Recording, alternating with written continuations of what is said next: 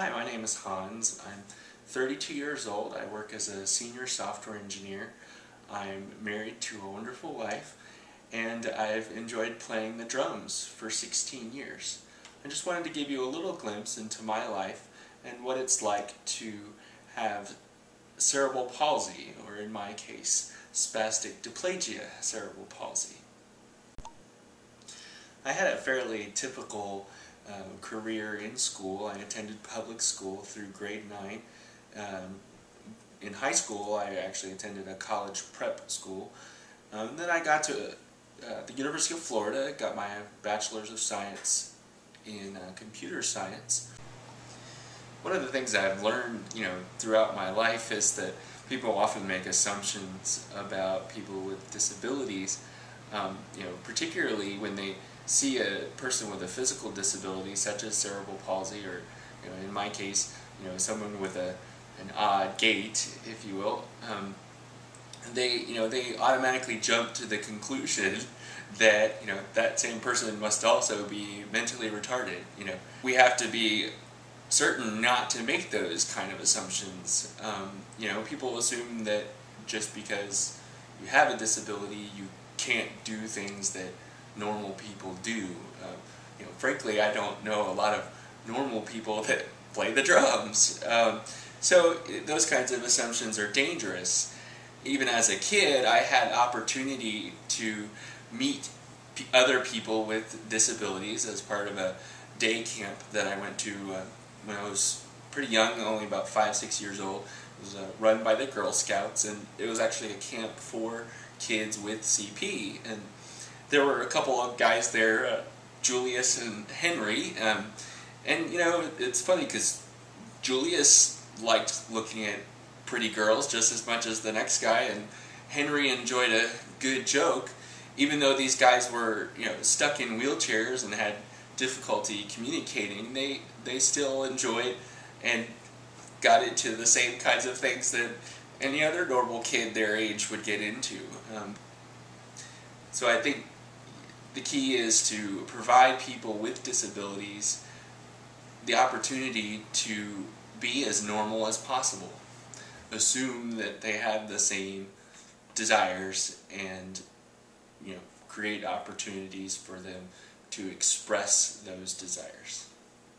Recall one specific event in kindergarten when they had a field day, and one of the events in the field day was the mile run. And so instead of saying, well, there's no way you're going to run a mile, and basically telling me not to bother, my kindergarten teacher, actually ran the mile with me. And so even though I finished last, when I got to the end of the race, everybody was standing there cheering.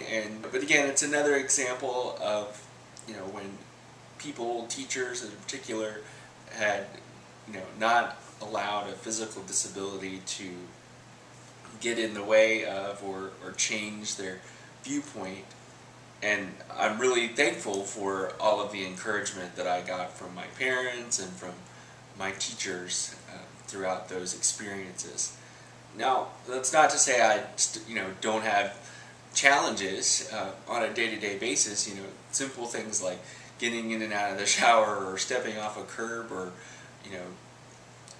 typing, even enunciating clearly when I'm tired. These are all things that are just normal obstacles on a day-to-day basis for me, but I don't allow it to stop me from doing those things. I just push through it. And so I think it's important for educators in particular to realize that they've got to give people with disabilities the opportunity to push through those barriers. Don't get me wrong, I have my limits. I'm not going to go climb a waterfall at Yosemite National Park, or walk down Bright Angel Trail into the Grand Canyon, but I bet you wouldn't have guessed that I've climbed Grandfather Mountain in North Carolina twice, or that I've gone on a 20-mile bike ride. These are things, again, that people kind of make the assumption of, well, that's just not possible for someone with your disability. But really, given the opportunity and given the determination, you'd be surprised what someone with CP can manage to do. The idea is, to meet people where they're at, to, show enough respect to a person to understand not only their limitations, but also to understand their goals and desires, and people with disabilities like cerebral palsy and others still have goals and desires. The key is having patience and understanding to create the opportunity for the person to express those goals and desires. Be patient. You might find that it takes a little while longer to understand someone like me, but once you have gotten to that point, you've given that person an opportunity to do something, to be someone. Maybe that student takes third place in the county science fair, or wow, it turns out that they really like computers. And bottom line is, you're just not going to know until you take the time to find out. There, are anti-discrimination laws on the books, that prevent people from discriminating against people with disabilities, but I can tell you that there's nothing that's going to protect a child from a teacher who refuses to believe that anything is possible.